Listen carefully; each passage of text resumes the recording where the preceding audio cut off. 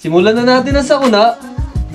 Another blessing day dahil ang dalawang kliyente ko ngayon ay nabalitaan yung promo ko sa tattoo. At sila ma'am and sir ay pangatlong balik na dito sa Reven Tattoo TV spot. At pinrint ko na yung design nila gamit ang Perry Page. Mini printer na to ay malaking bagay po sa akin kasi imbis na magbakat-bakat ka pa, ipiprint mo na lang siya at ilalapat sa balat. At dahil dalawa naka-schedule sa atin ngayong araw, kinahapunan nga dumating si ma'am. Nag-message sa akin si ma'am, nagpakita siya ng design na gusto niya.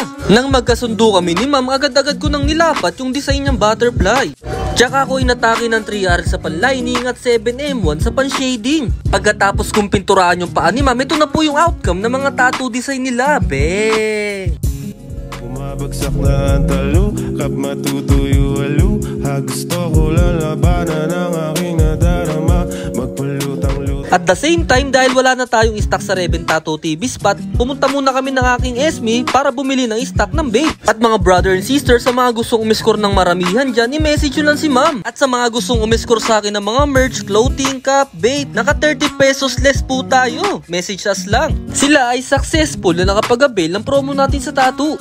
This is Reven Tattoo TV. So yun lang, keep safe.